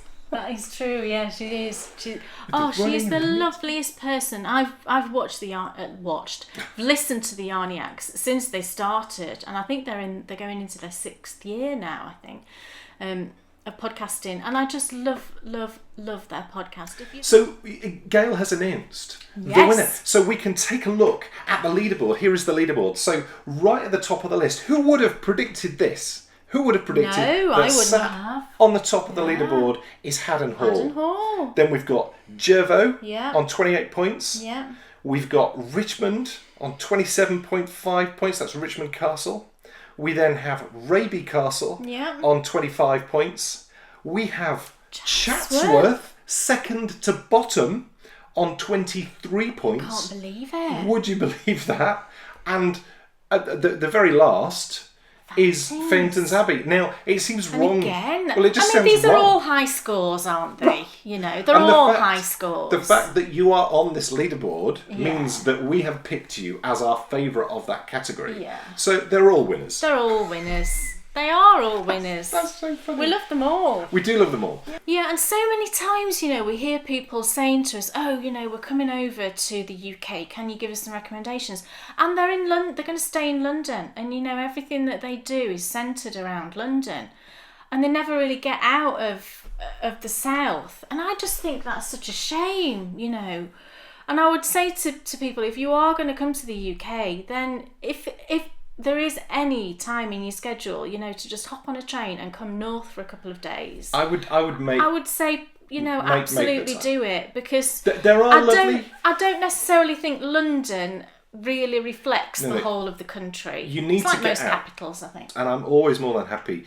You know, there's been a few patrons who have contacted and have said, help us out. And I'm good, really good on history across the country. So I'm always happy to direct people to good places. And there are some good places just a little bit south of London. Hever Castle, where Anne Boleyn was born. There's, of course, if you go down onto the coast, there's Arundel Castle, which is just the best. Then there's Dover, and there's great things there. But as Kay says, if you want to get into the more untouched history, you need to get further and further away from the capital. And, you know, coming north, you're going to find just some of the best places ever, really. And that's all we shall say. Yeah. Because it's time for us to find out, Kay Jones, what's off your needles? Gosh! Yay! Do things! I said to you my Incantation socks pattern is out. So I did finish off the DK weight version. And they are here. I didn't bring my blockers, actually, but you can see them well enough because they have been blocked. Oh, look. Lovely. So these are the DK weight version. There's just one size in DK weight, but I would say these would fit from anything from sort of size 5 female, I'm saying, through to sort of 7. That's UK sizes. I'm not sure. I think a size 6 in the UK might be an 8 in the US, but I'm not entirely certain. So this is the DK version, and I knit it with the West Yorkshire Spinners Bo Peep, which is one of their new yarns, and is lovely, and I can highly recommend it. You can get a full review of this. The socks. On the Patreon page, which you did yesterday. I did a review. And these, I've washed them. Oh, and it feels so soft and squishy, Oh, they do. It feels so lovely and squishy and perfect for house socks. Perfect for a Messalina. I thought about that, actually. Dan said he wanted to knit a Messalina. Oh, he wanted me to knit him. Yes. That was it. He wanted me to knit him another Messalina shawl because he wears the one he's got quite a lot, but he wanted something in a yarn that was a little bit softer. And I did think about this. because, you know, they do have a really nice navy blue colour, which would be nice. So yeah, that's the finished socks, and they're lovely, and I can wear them now, which will be really nice. I'm going to put those on tonight. So that's my first finished object. And then the second thing I finished was my lovely little scarf. Look how pretty that looks. I think you should also retract the little. Well, it's not really little, is it? That's it, folded over How many twice. stitches did you have to cast off? Gosh, the bind off there. Well, you Hold on, I'll hold one side, you hold the other. You triple your stitches for the... It's the back to front, darling. Oh, look at the size of that. It's so big. We've never held up anything before that's been off the screen. It's very, you know, but isn't It's it like lovely? bunting. And you know, I just steam blocked this. I just steam blocked it, and I think it just came out so pretty. Ooh. So now I'm going to put it on. Oh, can't I? So this is the Just Enough Ruffles by Lara. It's on my project page now. And what I do is I fold it over like that, throw it over, and then put the short, you know, the tail ends, if you like, through the other ends. And it just produces, oh, it's lovely. It's the first time I've worn it because I wanted to keep it lovely for you all to see. It's so snuggly. And in this yarn, I think this is the yarn the pattern recommends. It's Malabrigo worsted. And this is Pink Frost. And I used a skein and about a half of the second skein. I actually got through all of this main, oh, I can't look backwards, all of this main bit that way. And I got down to just before you start to increase for the ruffle, and that was one skein. So the ruffle was all with the second skein. It's just lovely. It's super quick, really. And yes, you do have a lot of stitches to bind off. There's 600 stitches to bind off. And it took me probably 45 minutes to bind off. If you'd bound off with an I-cord, how long would it have taken you? Oh, don't. That would take forever, wouldn't it? But, you know, I do think it's worth it. And this is the second one of it now. And I love it. It's so, you know, and it's secure and stays around your neck, and you don't have to worry about it moving or anything. I'm going to keep it on because it's quite chilly. Can I try it on? What? I want to try it on. It's going to be wearing ruffly shawls. You're a bit bristly. Don't mess it up. I'm sorry. So you do that. You know you couldn't. Oh, it feels lovely though. It I wanted does to feel the lovely, yarn. I know. I wanted to feel the yarn against my neck. It's not scratchy at all. No, it's not scratchy at all. What's the yarn again? It's Malabrigo worsted. There you go. I've got some in that blue colour that I didn't finish the cardigan with. Oh, that's interesting. For you? Yeah, I mean, that is really lovely though. That is really nice, yeah. Tricky. Yeah. For a Messaline, you mean? Yeah. Yeah. Lovely. It is lovely. Lovely. Lovely. Yeah. And that's all your What's Off Your Needles. It is. Cool. It's the Endy Bits. My goodness. My goodness. We got there. The fog along. Knitters. As you found out on the pop, you have covered 18,420 and you are in Hong Kong. We will do an end of month check as soon as this month finishes, and we'll let you know as soon as we know where you've got to. Yeah. That was sort of 3/4 of the way through this month that mileage was taken. Runners, similar time. Runners, you're doing exceptionally well, actually, really, really well. We're just slightly behind schedule, but it's going to pick up pace in the summer, I know we are. We've covered 6,593.51 miles. Wow. And we are in Safar, in Israel. That's what it's called. So far. That must be how you pronounce it. It must be, yeah. Tsofar. So we've just got into Israel and we're on our way to Jerusalem, which is cool. Hero KAL, we mentioned already. Come and join in the fun. Wonders of the World KAL. Yes. Starts tomorrow, isn't it? Tomorrow, the 1st of April. Yes, April Fool's Day. Oh, so it is. Getting it in your afternoon tea projects. So you can wind your wool and pick your patterns and get your needles ready, and then cast on at 1 minute past midnight. You can. Yeah. The Dan and Lara project starts on April the 1st. Gosh, lots happening on April the 1st. There really is. I'll be casting on my socks, and I will be putting out a video once a month for podcast patrons. It will be once a month on a Thursday. Right. So there will be, and I've created a perfect spot to do my videos, haven't I? Have you? I have. Wow. I'm surrounded by yarn and Lego. Oh, yeah, you reorganised your yarn. Don't miss that. I've created a lovely little. You're like Val Doonican. Yeah, I am. Yeah. Kay was saying that I want a cardigan. I don't want. a cardigan. He said to me in town yesterday. It's like, hoodies are really bugging me just lately. He said, "What's the point of having the hood?" And I said, well, I suppose if it's cold, you can put the hood up. But, you know, it's really just hanging there most of the time. And he said, well, I want one, but without a hood. I said, you want a cardigan is what you want. He's like, I don't want a cardigan. I want a hoodie without a hood. I want a cardigan with a zip. Well, that's still a cardigan. No. I just want a hoodie without a hood. That's what I want. A hoodie without a hood? Well, what is it? What is that? I had one, and I left it on the train. We left one of yours too. No, it was Bryony's. Oh, was it mine? No, it was yours. Brian was too young. Oh yeah, yeah. It was mine. Can't remember what it was. We left jackets on the train. Phoned up and everything, but never turned up. Somebody'd swiped those. Yeah. Hey ho. We will see you. Anything else? I don't think so. Cool. No, I don't think so. So let's get cracking with the wonders of the world. Let's keep going with the You're My Hero and double dip in the fog along. We'll see you in 2 weeks for episode 72. Big reveal on what's happening with our new segment. Yeah. So that's very exciting. Very exciting. Yeah, we can't wait. I keep forgetting. We did our. It was nice actually. We went out for the first time and did, you know, just with my recovery, we sort of did a test run on journeying out and doing a bit of filming, getting ready for this new segment, and it was fine. We didn't have a problem, did we? No, we didn't go far, but yeah, no. it was. And then typically, it's mental. It's all mental, isn't it? They just tweaked then. Well, just most things are mental, aren't they? So thank you so much for watching. Thank you, everybody. And we'll see you in 2 weeks for more. See you soon. Who's it sitting and knitting? It's Dan and Kay, the bakery bears. Enthusiasm's not quitting for Dan and Kay, the bakery bears. They'll take you to fabulous places of which their favorites they'll share. You better buy a pattern, get yourself a bakery bear. You'll find yourself in a castle while watching the bakery bears. It never feels like a hassle to sit and watch the bakery bears. What's on your shelf or what's in your oven, or maybe a shawl you'll want to wear. So sit yourself right down and watch Dan and Kay,